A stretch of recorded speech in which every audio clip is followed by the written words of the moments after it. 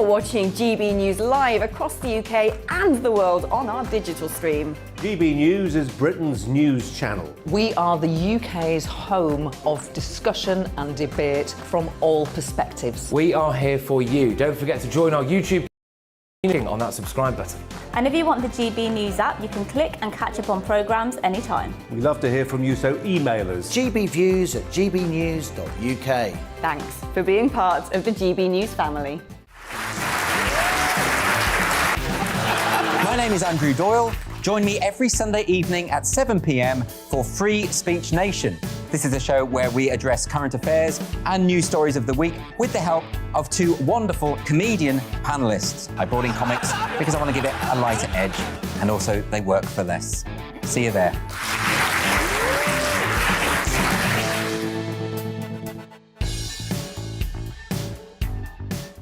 Join my show Farage, 7 p.m. till 8 p.m. Monday through Thursday, and there you will get opinion, analysis, debate, and I'll cover stories that nobody else dares to touch. And then for the last 15 minutes, talking pints. We're over a drink. We have a civilised conversation with someone. We very often disagree, but we do it in a grown-up way. Come and join me on Farage.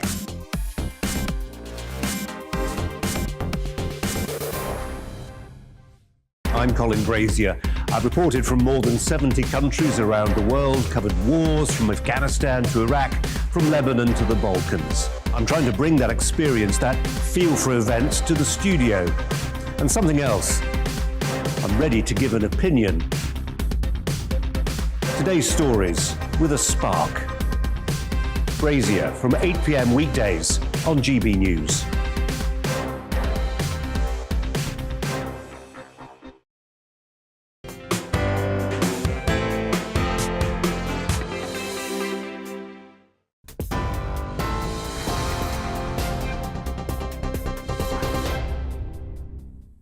Hello, I'm Karen Roberts. This is your news at 4 o'clock. Merry Christmas to you all. An armed intruder has been arrested in the grounds of Windsor Castle, where the Queen is celebrating Christmas. Police say the 19-year-old man didn't enter any buildings and there's no danger to the wider public. The Queen devoted her Christmas Day message to her late husband, the Duke of Edinburgh. Her Majesty said after the death of her beloved Prince Philip in April this year, she's drawn great comfort from the warmth and affection in tributes from the country, the Commonwealth and around the world. His sense of service, intellectual curiosity and capacity to squeeze fun out of any situation were all irrepressible. That mischievous, inquiring twinkle was as bright at the end as when I first set eyes on him. But life, of course, consists of final partings as well as first meetings.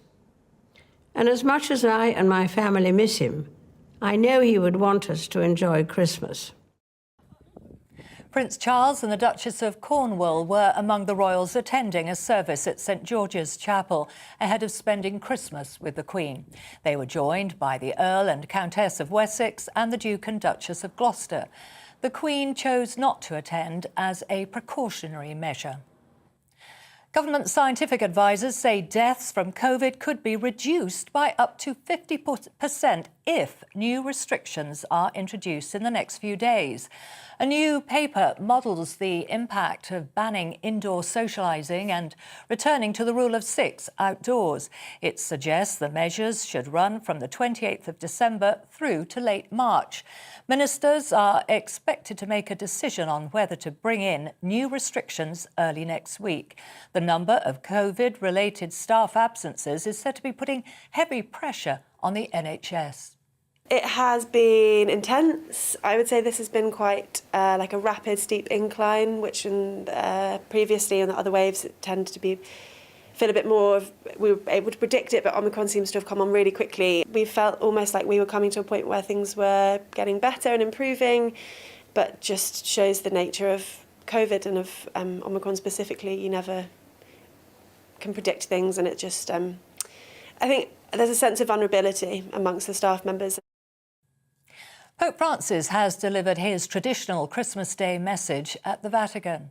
He prayed for an end to coronavirus and called for better dialogue to help resolve the world's conflicts. Only a few thousand people turned out for the annual event in St. Peter's Square, which is normally packed with tens of thousands of well-wishers. In other news, the world's most powerful telescope has been launched into space. And liftoff. Costing around £7 billion, the James Webb Space Telescope is 100 times more sensitive than its predecessor, the Hubble. Scientists believe the quest will transform our understanding of the universe. The telescope's expected to scan different life forms, and the UK Space Agency says it will look further back in time than ever before, to 400 million years after the Big Bang. Swimmers across the country have taken the plunge, braving the cold for traditional Christmas Day dips. Without wetsuits, they went into the sea at Brompton in Bangor, County Down, where the water temperature is estimated to be around 7 degrees. Well, that's it. That's your news update. I'll be back in half an hour's time.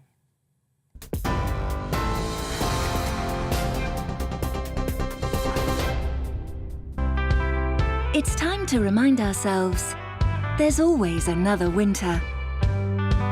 Canary Islands sponsors the weather. Looking ahead to this evening's weather, and the UK is looking rather wet across southern and central areas, and windy too. Let's take a look at the details.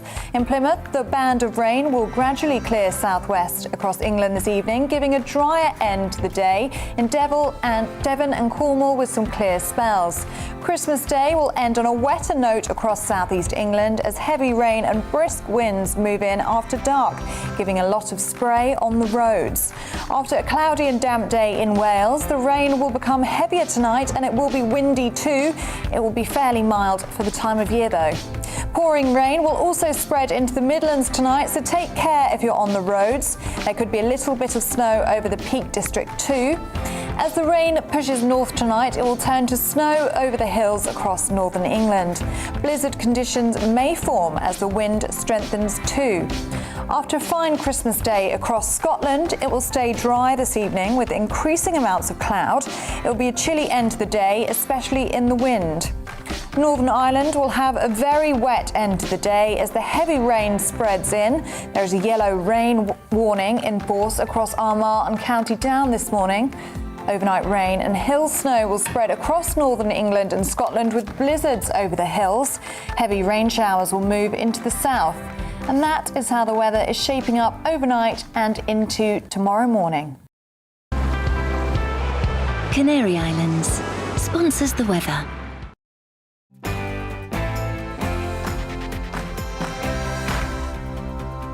Hello, I'm Neil Oliver, and over the last 6 months, I've been fortunate to meet some fantastic people from all across the British Isles. Today, I'm looking back at some of my own personal favourites that help define the term Best of British. Now, regulars of this show will know that I love my history, and back in November, I met Professor Dan Parsons from Hull University. He's one of the researchers looking for remains of a town called Ravensor Odd that disappeared off the coast of Yorkshire all of 650 years ago. It was known as one of the main towns at the mouth of the Humber estuary before it was eroded and taken away for good in 1362. Now, scientists and historians reckon they found traces of it much closer to the shore than expected. It's being called Yorkshire's very own Atlantis. So Ravensor Odd was a town, quite a successful town for a number of years, but it was right at the mouth of the Humber estuary, which is quite a precarious position to have a town, and I'll explain why in a moment. But the town slowly over time essentially succumbed to the waves, and there was a very, very big storm in 1362. A storm, actually, a big storm surge and tidal and a tidal driven flood pretty much all the way around the North Sea. And some people think that killed up to 250,000 people. It was at least 25,000, potentially up to 250,000, all around the North Sea. And it put paid to Ravensor Odd as part of that event. So you're talking a very serious storm surge event through the North Sea. And that was the end of the town, and our surveys have been searching for its location. One of the details that absolutely caught my imagination when I was reading about this was that the storm has gone down in history as, I think I'm pronouncing it correctly, Grota Mandrenka, the great drowning of men, which is it's biblical. It's biblical, and as you say, I've been on that headland and not known about Ravensor Odd, and I know from experience it's an exposed location, to say the least. And as you say, why would they inhabit such a precarious spot? So you're absolutely right. So Spurn Point, the end of the kind of spit that extends down from the north side of the Humber Estuary. It's there because the coast to the north is eroding away, and the sediments kind of get washed down the coast and build out this spit, but it covers pretty much half the Humber Estuary's mouth. Now, what happens over time is that as the coast to the north erodes westward, the spit becomes exposed and then gets cut off, and then gets reformed again further to the west. So it's stable for a period of time, and then fails and then builds out again. In terms of why build there, it's a perfect location for any tracking trade routes along the North Sea coast. So in terms of being strategically positioned right on the edge of the estuary, I mean, it's kind of modern logistics. It's perfect. It's a perfect location for trading goods, for taking things inland along the Humber Estuary, but also taking things northwards and southwards from that point. So it's a logical place to have a trading post, and that town built up over time, but then time caught up with it, and the waves caught up with it too, and then eventually, washed into the ocean from that major storm event. How long have people like yourself been looking for the town? Yes, so we've been searching for. We're looking at. I think we're looking at sonar images there. That's right. So the image you just seen before is actually sonar images from the Bay of Naples. So using similar sorts of equipment that we've been using in our search. And basically, this equipment it scans the seafloor in 3 dimensions to centimetric resolution. It's similar to the sorts of technology that was used to find the Titanic, for example. And what we can do is we can map the seafloor, not just in depths in sparsely kind of distributed depths, but a 3-dimensional scan, a complete view of the bottom. We use sonar technology to do that. So we've been searching in and around the location, but actually it was Phil Matheson and some colleagues from local historian societies at Withinsea, and also some discussions that they'd had with local fishermen that said at very low tides we're seeing some surface disturbances, and so if you imagine you've got shallow flow over some foundations, for example, you see the effect of that on the surface, a bit like water going over a river wheel. So some of the remains are only just submerged.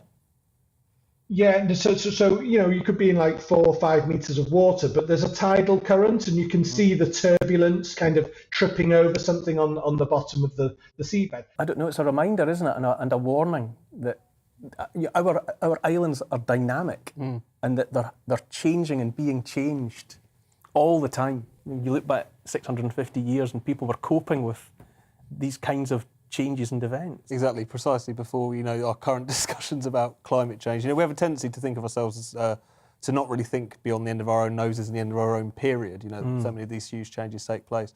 I mean, I suppose the thing that we've got brilliant at the past 150 years is protecting ourselves precisely from these kinds of things. You know, my favourite factoid at the moment being that over the past 100 years, you know, the deaths from events like this have dropped by like 98%, precisely because we're so much more protected. But what an amazing story, insofar as I feel like why things like this or Pompeii grab the imagination so much is because it was so at a stroke, you know, so that even if it's, you know, somewhat preserved there is a sort of snapshot of how things were rather than something developing and morphing and changing over time. Such an amazing story. I think, Emma, that there's something, well, biblical, elemental, I think. The idea of the land being taken by the sea is a spectre that has haunted the species, obviously, for thousands of years. I mean, the flood myths are universal. Absolutely. And there it is happening in real time. And you described it as romantic, and it is so romantic. Even the name Ravens Are Odd has this sort of darkness to it. And it's particularly the discovery of it in the current times that we're in, the context of that, because I think there is something sort of within us that is haunted by that fear of the sea. A wonderful story, and I wish Dan and his team well in their ventures. I'm going to take you back to September now, and this little gem from our North West of England reporter, Bradley Harris.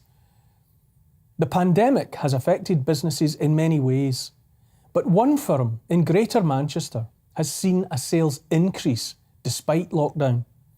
Lancashire Eccles Cake has been in the pastry business for over 40 years, selling its product all over the world.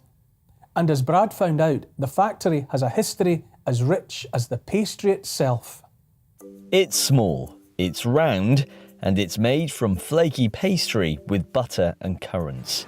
You can put down the berry black pudding and forget about the Manchester tart, because I think the Eccles cake is a British institution, warming hearts and stomachs since the 17th century. Do you like them? Yeah, they're nice. What's your favourite bit about it? The currants. First thoughts? Perfect. Let me get your thoughts on this. So, I love them. you love these? Oh, absolutely gorgeous. Tell me what you love about them. They're just dead. They melt in your mouth. I love all the currants and everything. I just heard you say that your husband lives off these. Oh, wait. You couldn't go anywhere where you've got to get Eccles cakes. Life for an Eccles cake began right here in the northwest of England, in this town called Eccles, and they began selling quite literally like hotcakes.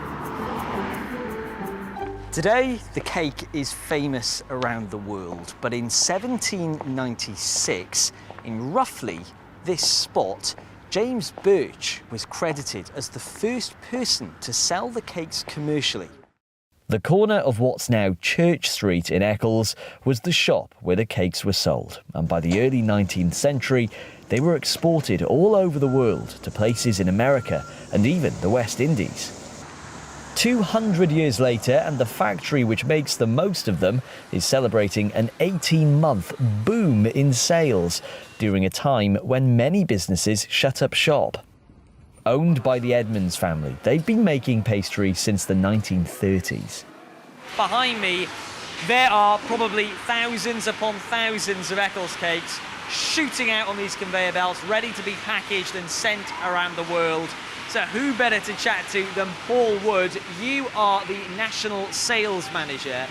Just tell me, what is actually going on in this room? The actual production of the Eccles cakes, of which you can see is a phenomenal event that is undertaken by lots and lots of individuals. It's very much a handcrafted operation, and we do turn out around about 1 million, well, in excess of 1 million cakes a week. Talk to me about that recipe. What can you divulge? Very secret. You'd need to shoot me if I divulge anything, to be honest. It's locked in a safe safely upstairs. But it's not changed, has it, for years and years and years? Absolutely not, no. It's not changed, and that's the reason for our success, without a shadow of a doubt. It gives us our unique selling proposition is the recipe and the fact that we don't compromise on quality ingredients. So The raisins only come from certain specific areas, and it's real butter that goes into the pastry. The history of this building is almost as rich as the pastries themselves. This place goes back years, doesn't it? Oh, it goes back to 1979 when the old Mr. Ken Edmonds, started the bakery in 1979. He had a family bakery, the Edmonds Bakery, just farther up the road, producing both Eccles cakes and Chorley cakes. But once he started this in 79, it's obviously evolved from 1979, but the history behind it goes back obviously to the 1930s, which is considerable. The company employ between 60 to 70 people, and most of them live in the local area. Ian Edmonds is the production director and took me on a little tour of the factory. So this is where they're packaged. We've seen how they are folded and put together by hand, but this is actually the place where we're going now, where they're packaged and sent off around the world, not just in the Northwest. No, not just the Northwest, all across Britain, but also many parts of the world. We supply New England, California, Walmart in Canada, Spain. We just sent a shipment just this week all the way to Australia, New Zealand, the United Arab Emirates. They really are a global phenomenon. And the boxes are literally coming through, being sellotaped, packaged and onto wooden crates. Do you get messages from people from around the world saying, oh, it brings back memories of the Eccles cake? I get lots of emails, especially from older generations who have tasted them while they've been over in Canada, and says it really reminds them of the taste of the youth. The pandemic has not stopped these conveyor belts moving. You've carried on and you keep, in fact, you're selling more than ever. Yeah, I think what's happened was when the pandemic first started, everyone was hoarding the toilet paper, the tins of tomatoes, and I think people who've never had an Eccles cake before, they saw the packet, they thought, wow, it's got a really good shelf life, it's quite small, I can hide that in the cupboard and now have it if I need it. Well, do you know, I have had many in my time, but one thing I haven't done is have them warm, and it's just caught my eye. We've got some trays over here, loads of freshly baked Eccles cakes. Do you mind if I just help myself and put my hand in? No. I'll just take the one. Yourself. Here we go, and I'm going to just have a little bite. Let's see how it tastes.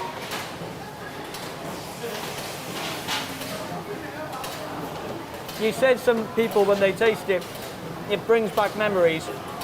It really does. I mean, just take a look at that. That filling, just fantastic. And that was baked, what I said, in the last half an hour or so? 2 hours ago. 2 hours.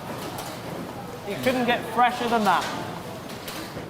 Oh, wow, incredible work that goes on in there. Absolutely crazy that in excess of 1 million Eccles cakes gets produced on those conveyor belts inside that warehouse every single week. Amazing work, but I'm going to talk about that warehouse actually. It's in tip-top condition, so who better? Here he comes, Ian Howells, the warehouse manager. Ian, do you mind if I have a quick chat with you? Just as I know you're still working, but just brilliant.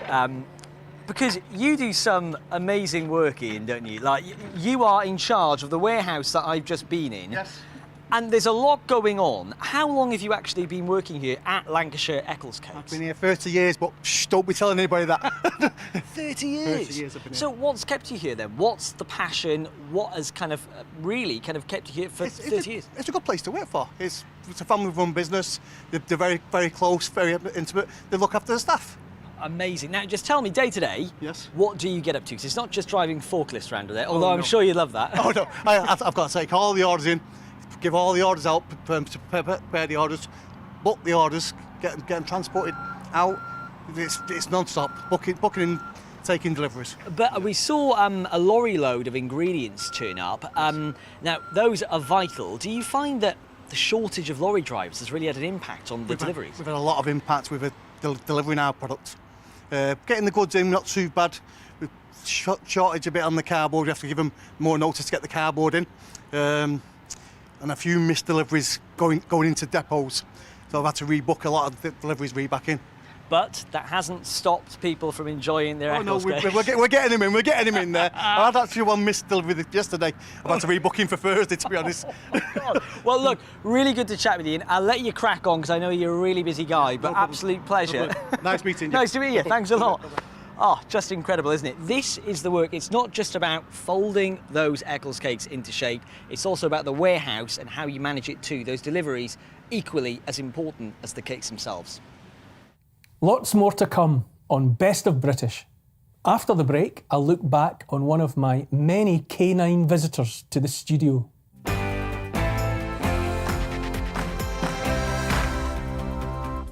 You're watching GB News live across the UK and the world on our digital stream. GB News is Britain's news channel. We are the UK's home of discussion and debate from all perspectives. We are here for you. Don't forget to join our YouTube community by clicking on that subscribe button.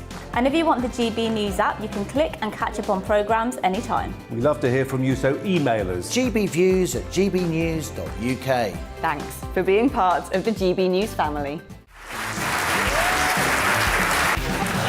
My name is Andrew Doyle. Join me every Sunday evening at 7 p.m. for Free Speech Nation. This is a show where we address current affairs and news stories of the week with the help of two wonderful comedian panellists. I brought in comics because I want to give it a lighter edge, and also they work for less. See you there.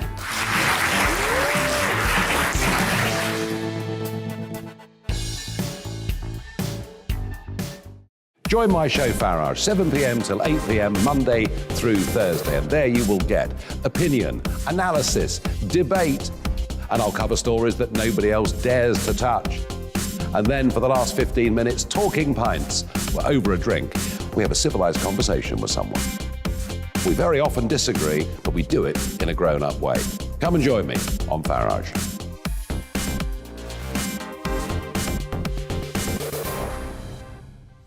I'm Colin Brazier. I've reported from more than 70 countries around the world, covered wars from Afghanistan to Iraq, from Lebanon to the Balkans. I'm trying to bring that experience, that feel for events, to the studio. And something else, I'm ready to give an opinion. Today's stories with a spark. Brazier from 8 p.m. weekdays on GB News. Join us for Political Correction. We're here every Sunday to correct politics and put you, the people, back in charge. We talk about all areas of the United Kingdom, including Northern Ireland. Our debate goes way beyond the Westminster Village. It's about the real country. It's about your opinion. So please, we want you to tell us what you think. This is Political Correction. Every Sunday morning from 10 a.m. here on GB News.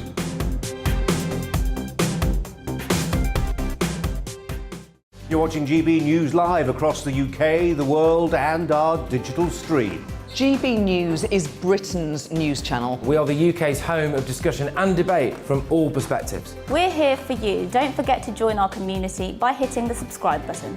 And download the GB News app so you can click and catch up on programmes anytime. We love to hear from you. Email us at gbviews@gbnews.uk. Thanks for being part of the GB News family.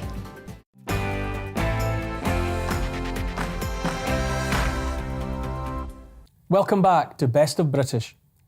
Every week we try and make space in the show for someone whose efforts make the world a better place. We call those guests Great Britons. In September, I was joined by Michelle Clark, who dedicates her time and care to dogs living on the streets with their homeless owners. Since 2017, Michelle has helped hundreds of dogs, fostering and finding new homes for those that need them. Her charity, funded entirely by donations and dependent on the kind hearts of volunteers, is called Dogs on the Streets, DOTS for short, and it helps dogs like Silver, who joined me and Michelle on the sofa. So this is Silver. Silver actually came into our foster care 3 days ago. So we have a 4-acre sanctuary, so we can take dogs that belong to complex situations from homelessness to domestic violence, mental health, addiction.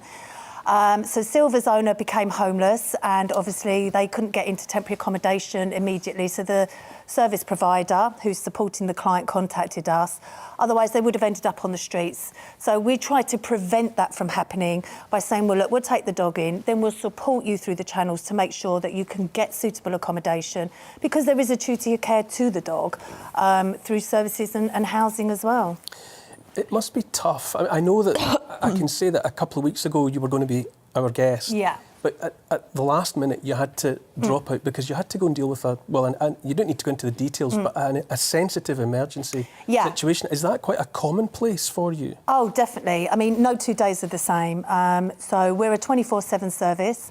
I actually volunteer for my own charity. And like I say, you know, I could leave here and get a call and end up on the other side of London, the other side of the country. We cover the whole of the UK. So we have dogs coming in from all areas. And it could be a simple thing, you know, where somebody has been admitted into hospital, but they're refusing to stay to get the help unless they know that their dog is looked after. So we will go and literally immediately go and take that dog.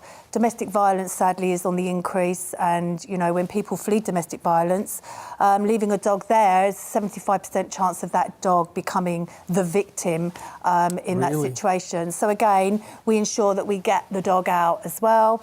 And obviously, very sadly, due to the last 18 months, there's been a mental strain on many, a lot of mental health and a lot of people being admitted for mental health. And again, their dogs, so we look after their dogs.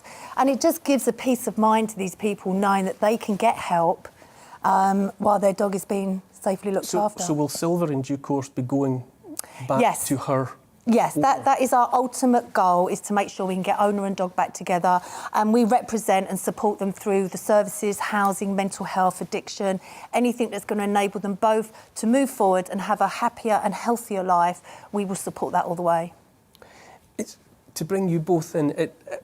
When we talk to the people we call Great Britons, and you are surely one, I find it's just a sudden opening of a window into another part of life that I just overlook. You know, and that idea is to know that there are people like you out there, because I walk past people in the street all the time, God forgive me, and people with dogs, and then I haven't until this moment really thought about the real practicalities about being responsible for another living creature when you're on the street. Yeah, well, a lot of these people are on the street because of the dog, because they don't want to give their dog up. And unfortunately, a high percentage is male men with dogs. They've come out of, breakdown of relationships, marriage. They've got a dog. They can't get anywhere with the dog. They can't sofa surf with the dog. So their only alternative is to go out on the street. So in effect, it's the dog that, unfortunately, is putting them out on the street. Now, you've got, I believe you're in the process of building and raising the funds for a facility, I don't know how best to describe it, for a foster home for the dogs. Well, we've got a sanctuary that we've just recently acquired, and it needs a lot of work doing on it. And obviously, because of our intake, and we're more busier now, especially sort of coming out of the COVID situation, we need to make more outside areas for these dogs to have their outside routines. So we've got 2 big areas that we're having. It's like real deep overgrowth of everything in there. And then we want to get, about 10 to 12 kennel enrichment runs of all different activities, so that obviously we don't have to say no to having to bring a dog in. And that is my biggest fear. But obviously we need space, and to do that, that's why we're fundraising. How much of a financial commitment is it? I mean, how much money do you realistically need to do the things? I know you're a small charity. Yeah. It's all donation. It's all voluntary. Yeah. What kind of level of financial help do you need to get through the week? Well, at this moment in time, I mean, it literally costs us probably, our overheads is over 20,000 a month, and that's for basics. I mean, our veterinary bills last year were £94,000, and because of the COVID pandemic, and I totally understand how people's financial commitments are going to change, we have struggled so badly. We've had no support through government.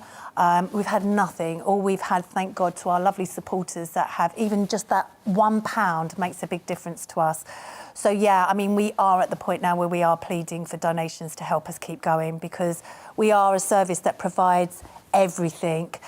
We're sort of one of a kind in the country to be able to do that. And we don't stick to certain areas. Anyone that rings up needs help, we'll do what we can.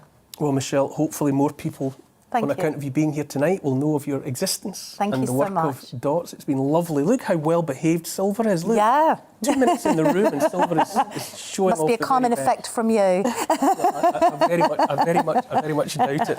It's absolutely inspiring stuff that Michelle and her team continue to do, and it's needed right now more perhaps than ever.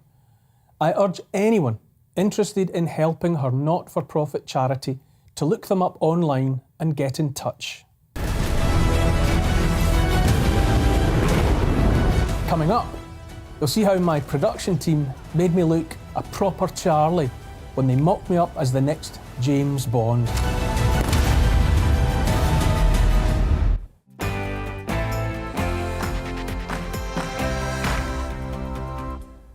You're watching GB News live across the UK and the world on our digital stream. GB News is Britain's news channel. We are the UK's home of discussion and debate from all perspectives. We are here for you. Don't forget to join our YouTube community by clicking on that subscribe button. And if you want the GB News app, you can click and catch up on programmes anytime. We love to hear from you, so email us. gbviews@gbnews.uk. Thanks for being part of the GB News family. My name is Andrew Doyle. Join me every Sunday evening at 7 p.m. for Free Speech Nation. This is a show where we address current affairs and news stories of the week with the help of two wonderful comedian panellists. I brought in comics because I want to give it a lighter edge, and also they work for less. See you there.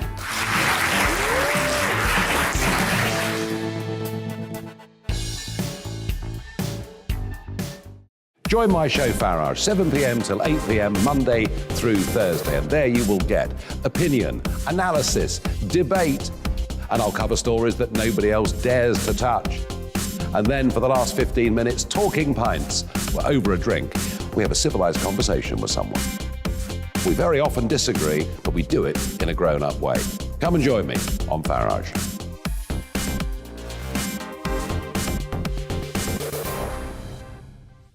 I'm Colin Brazier. I've reported from more than 70 countries around the world, covered wars from Afghanistan to Iraq, from Lebanon to the Balkans. I'm trying to bring that experience, that feel for events, to the studio. And something else, I'm ready to give an opinion. Today's stories with a spark. Brazier from 8 p.m. weekdays on GB News.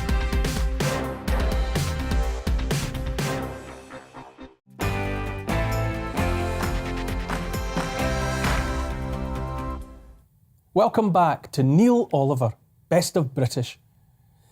Occasionally, we've had to deal with some sad news on my show. Back in August, I spoke to a young man called Liam Summers. He was absolutely gutted that the annual festival HELLYAA, a celebration of the Shetland Islands' Viking heritage, had been cancelled for a second year in a row. Traditionally, squads of Viking warriors parade through the streets of the Shetland capital of Lerwick, and the whole affair comes to a climax with the ceremonial burning of a Viking longship built specially for the occasion. I've had the good fortune of witnessing HELLYAA twice, and as you'll see from the interview, it's an amazing sight involving some very interesting characters. I think for the majority of people, it's one of the biggest events of the year, but it's not just about the day. It's something that, for a lot of people, you spend the whole year preparing for. And especially in the winter, there's a lot more people involved, and it probably passes along that winter, getting together and making suits and planning your act or your dance or socialising and catching up. And it'll leave a big hole in the community again this winter. And the whole ethos of it really, I'm sure, is because it's happening at the darkest time of the year, when what the place is crying out for is fire and light and celebration right there in the depths of winter. And Shetland does winter like few other places do, really. Yeah, absolutely. It's just something everybody looks forward to.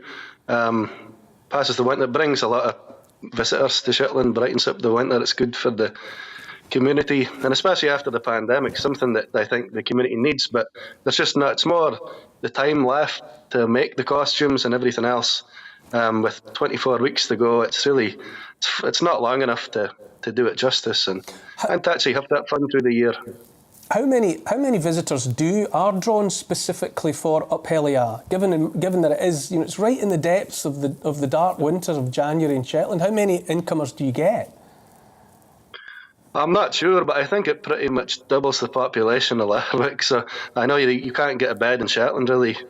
Typically, it's not really why we do it for ourselves, really, to have fun. But the fact people want to come and see it is great for Shetland, and it gives a boost at an otherwise quiet time of year to businesses. So I mean, that's a positive thing. And so, when, in all likelihood, will Lerwick and Shetland host Up HELLYAA again in the traditional manner? When will it be? I mean, we're pretty confident that the restrictions would be okay. It's more to be ready. So I think, given the way the restrictions are going, we're certainly confident that it'll happen in January 2023, and hopefully the squad and all involved will get a really good, enjoyable year building up to it next year. Well, thanks a million for that. It was lovely to be reminded. I've been and seen for myself, and I still think that no television cameras can properly do justice to what Up HELLYAA is actually like. It's a three-dimensional experience in every possible way. But thanks for joining us, and I'll send my very best wishes to the Jarl who's awaiting his opportunity. Thanks for now. I will do. Yep. So important, isn't it, that these community events, isn't it? Community's all about, and after a pandemic and after all of the lockdown, these are the events that we need. Absolutely. I mean, it just reminds you of the fullness of what public life is really like. I mean, all of the textures and layers of it. For example, these festivals, the way in which communities get brought together, things that people prepare for over a year, that's rooted in a history that goes back generations, and all of that kind of comes together for these events that really bring people together and add some real fullness and richness to a community. So I think it's things like that which really just remind us of why public life and a reinvigorated public life is so important. I think there has been in the last few years for some of these kinds of events, and I was saying I'm a Sussex boy, and Bonfire is big in Sussex and Lewis, and we dress up as Vikings or as Red Indians or as whomever you want to be, and we march around and blow up effigies of the Pope and other political people, and usually the police as well are blown up, and anyone in authority. There's a kind of libertarian streak there, home of Thomas Paine when he did his first writing. But these things bring communities together. But there has been a push, very often from, in Lewis we call them, and Sussex, DFLers, down from Londoners, the kind of, maybe some people call them the metropolitan elite or whatever, who kind of say, oh no, this is not a very pleasant thing to do. We want to be doing things that are much more kind of celebrating different multicultural. There's nothing wrong with celebrating multiculturalism, but actually also sometimes celebrating these old ancient traditions also bring communities, whatever colour, race, religion, creed the people are in the communities, they bring people together in feeling a sense of place. And a sense of place is so important in our politics, and I think sometimes we forget it. I also think that was a very useful reminder of what I suppose you could say is the collateral damage of the lockdown measures over the last 18 months. And sometimes when we say that, it's tempting to kind of say, well, there's people who've died of COVID, but there's also been all of the people who've suffered their mental health, cancer patients and all the rest of it. But actually what's really been taken away from us is our community life, is our civil society, and without that's what makes us develop the bonds that create whatever ethnicity you are, whatever background you are, whatever class you are. That's how we all pull together. And when you see that, this is the cost, right? And it's a real human cost. People can say, oh, it's trivial, it's just a festival. But actually, no, it's the way that people understand their lives. I mean, I organise an annual festival every year called the Battle of Ideas Festival. Hasn't got Vikings, we don't have any bonfires, and we've not run it for 2 years. I know we're organising it now very last minute, and we had a kind of taster day 2 weeks ago. And the reason I'm saying that was because I was so terrified with the taster day, because I kept thinking, I don't know what to do anymore when you have panel debates, and will people come and will they be able to speak? Because we've lost a bit of confidence, and I just think it's tragic how much we've lost of that, and I want to be optimistic that we've got to grab it. I want like everyone to be a Jarl now, and we've got to go out and build up these things. The other thing that we've seen is that some events have been able to go ahead if they are organised in a certain way, and what that does do often is it stops the more organic organisation. I mean, Pride in Brighton, for example, had to cancel because we're a community Pride event, whereas if you're a big kind of corporate festival, you can still go ahead because you can afford all the upfront costs. Those kinds of things, I think, have been a real loss. No, but I mean, Liam's testimony there was so. I thought Liam's testimony was so powerful. The fact that you're talking there about it takes 10 years. Yeah, I know. The fundraising. I mean, the outfit, £2,000 for you know, 40, just for 50, one, and they've all got all of that. Yeah. And 15 years you've got to put in your time on the board of and also it matters to people. But I just think when you were saying, you know, certain things could go ahead. I mean, we were actually given an opportunity to hold an event, and they said everyone in the audience would have to wear a mask, all the speakers would have to wear visors, and we cancelled it. And I've never cancelled anything in my life. I mean, in a straightforward way. But I just said no, because I want human contact, right? I want it to be as close to. I want normal. Another Great Britain I've met is Jamie MacDonald, record breaker, motivational speaker, author, fundraiser and all-round superhero, which is apt because he dressed up as one when I spoke to him. For the first 9 years of his life, Jamie endured a rare spinal condition, epilepsy, a weakened immune system and problems with his legs. His family feared he would live a life confined to a wheelchair. Jamie thought differently though, and as you'll see, has spent much of his adult life putting himself through all manner of physical challenges all around the world. I was just thinking, I'm wearing my superhero suit in a hotel room. It's probably looking a bit weird right now. Come on, tell the truth. You wear it all the time, don't you? You sleep in it. I do. Absolutely. Now, Jamie, it's a big ask, I'll tell you now, given how much you've done. But can you try and just give us a flavour of the sort of adventures that you have undertaken? Now, good luck. Yeah, right. Well, it was probably about 8 years ago. I was saving up to put a deposit on a house, and I went to go and sign the papers, and right at the last minute, I just got this gut feeling in my stomach where I was like, something's wrong. I don't know if you ever get that gut feeling, Neil. And in the end, I just had to pull out. And then I thought, right, what do I want? And that's when I kind of started to dig deep on my childhood and spending the time in hospital. So instead of getting the house, I bought a bicycle for £50 out of the newspaper. It was one of the worst bikes ever, right? And then I cycled 14,000 miles from Bangkok, Thailand, back to Gloucester, back to the Children's Hospital. It must have been quite a good bike, really. Must have been quite a good bike, really. No, it got changed and yeah, all the way. It was a different bike at the end of it. And you were no sooner back in your home than you started again. What was the next thing? Yeah, I mean, I ended up breaking the world record for sitting on a stationary bike for 12 days non-stop. And my butt was very sore in that one. And then straight after that, I then got myself a visa for Canada just to go on holiday. And then I ended up running instead 5,000 miles across Canada, and it just kind of kept. Yeah, well, I mean, it just kind of, you know, when you just find that mission and purpose of what you're born to do, and I guess at the end of those kind of cycling challenges, I found what I love, and that was it. I didn't really know what I was doing, but I thought, right, I've never ran before, but let's just go for it, and. Yeah, and it absolutely didn't stop there. That's not the only time that you've run across North America.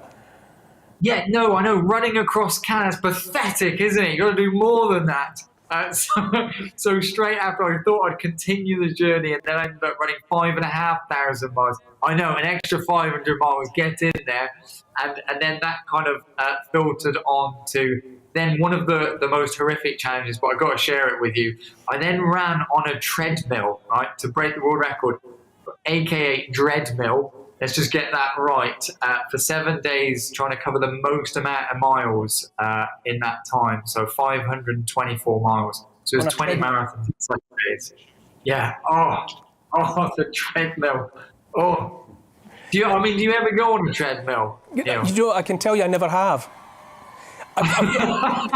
And you're not actually giving it. Now that you've called it the treadmill, I feel even further from the treadmill than I had before you started. Now you've written about your adventures as well, haven't you? Tell us about your book. I have, yeah. I've got a couple books out, but I've actually just got a new book out called Running America, and that has the treadmill in there as well as a little surprise. So it's doing really well on Amazon, and it's turning into a bestseller, which is fantastic. So I'm excited to share that. I think there might be quite a lot of Americans that wish someone like you was running America.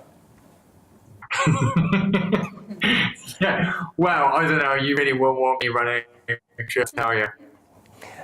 I tell you, Jamie, you are these moments that I have to spend with people like yourself are just they're among the highlights of my week.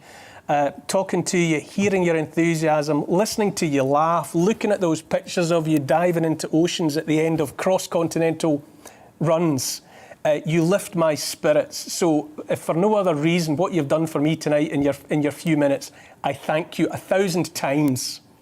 And best of luck with the rest of the adventure. I mean, I've always wanted to chat to you. I feel like you're the most Scottish person I know. That's actually written in my passport. That is my occupation. Jamie MacDonald, another amazing, inspiring person who I've been privileged to speak to. Now, in October, fans finally got to see the long-awaited final Daniel Craig outing as James Bond. I was joined in the studio by Ray Mears and Ellie Phillips, both fans of the franchise. Now, I don't mind telling you, I'm a bit worried about James Bond. Like everyone else, I've heard the calls for change, that the next Bond should be a woman or a person of colour, or both. There's plenty of room for another character entirely, a new secret agent. But I say, leave Bond alone. And here's why. What is it? You don't know what this is. Please. I just want to be a little tidier.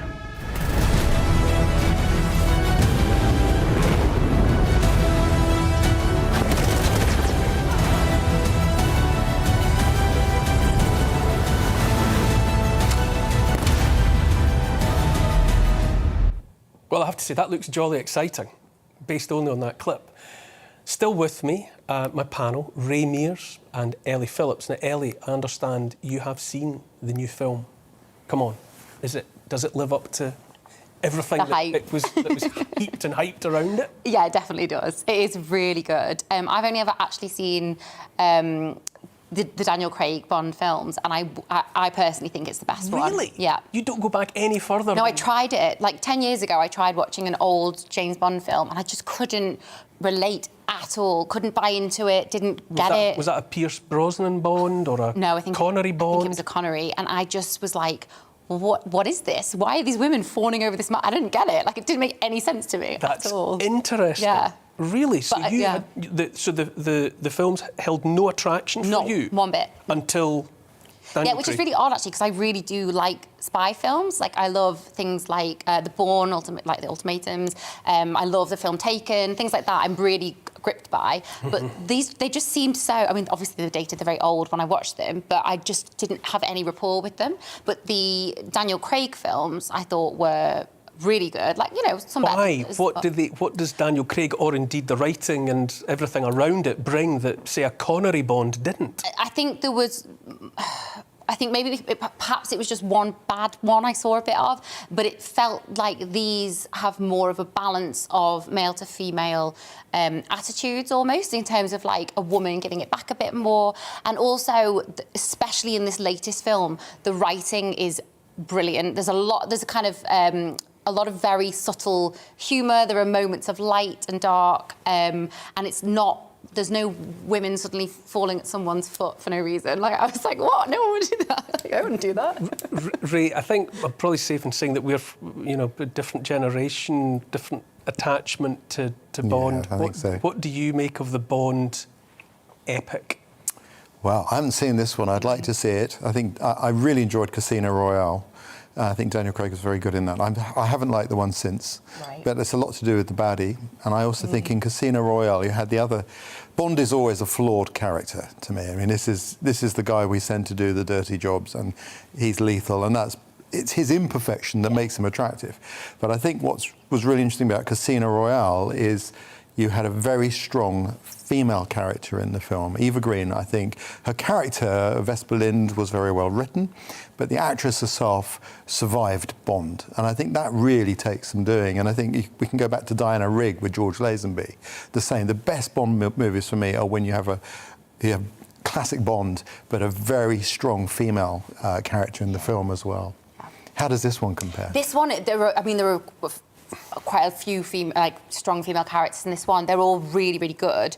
I wouldn't say that any stand out more than others. For me, the standout character in this, or the standout actor, was Rami Malek. He is phenomenal. Every time he comes onto the screen, you get chills. He just embodies that evil it just seeps through him, and it's very subtle. It's so well played. He's really good. Were you at the premiere? I actually wasn't in the country for the premiere, so I missed it. And I think it's the only time my boyfriend's been annoyed at me for, not getting into a premiere with me, to be honest. No, because we went to see it together last night, and it was so great to see. The cinema was packed out, absolute silence in the film. No one was on their phones, no one was chatting. It was just full, engrossed in what was going on, and it was amazing. Now, I'm being told we've contacted Ladbrokes for the latest official odds on who will be the next Bond. I can tell you that Tom Hardy is the favourite. If they go for a woman, then Lashana Lynch would appear to be the first in line. Oh look, I'm a 500 to 1. I think that's worth £25 of anyone's money. Give it a go. Why not? Fantastic. These are genuine odds. Yeah. 500 to 1. I'm getting in amongst. I'm actually surprised that it's an excellent price. I'm actually surprised that any women are still on an odds list, considering that Barbara Piccoli has said that there will absolutely be no female James Bond. Oh my God! That's your new screensaver now, isn't it? Come on, see if that's the best or the worst thing that's ever happened to me. I'll give you 50-50 on that. What about all of that, Ray? What do you say to the idea that Bond should cease to be what he has been and move into being a female character or a person of colour or someone from another ethnic group? What would you say? I think they should stick to the books. I think they should stick to the books. He's an imperfect character, and from a certain background, and that's it. There's plenty of room in other characters in the film to cover all the aces. Oh look, there I am becoming. I have no idea why this is being done to me. Oh, I love it. That's so good. That's quite good, actually. I mean, Blofeld. Yeah. What about you, Ellie? Is it? You see, my contention is that Bond is Bond. Yeah. He's a character defined in the books, and that's what you get. Yeah. And that if there's to be another character, another secret agent working for MI, whatever, crack on, brilliant, no problem, do it any way you want, but leave Bond alone. Yeah, I think Lashana Lynch as a 00 was really good, really great addition. To me, it didn't feel like woke watching it. It just felt like, oh, okay, yeah, there's a 00 agent. It's a woman, great, fantastic. It's like, well, obviously they're going to have female agents, like it's a given. So that was great, and she's a really strong character in it. I think moving forward, I don't think James Bond should be a woman. I think that's lazy. I think it's like tokenistic. I don't think it's necessary. Why aren't there just more, other films, other stories with strong female leads? Maybe money should be invested into those and producing those scripts, and that would be fantastic to see. I think, like you said, James Bond is what it is. I don't see it being a problem if James Bond was an actor of colour. I think that's absolutely fine. That doesn't bother me at all because I think, well, it's just the colour of someone's skin. It's not fundamentally changing a lot of the storylines in terms of relationships that were had and interwoven script. So I think for me personally, I don't think that's an issue. So someone like Regé-Jean Page, who's on the list, would be fantastic. I think he would slip really easily into that role of the kind of classic Bond who had that charm. Yeah. I also think someone like Tom Hardy would be great. There are so many great actors out there who I think could do it, but I do think it should be a man. I don't think it should be a woman. Thank you for watching Neil Oliver Best of British. Here's to another 12 months of fascinating history, inspiring stories and wonderful guests. I wish you all the very best for the festive season, and I'll see you in 2022.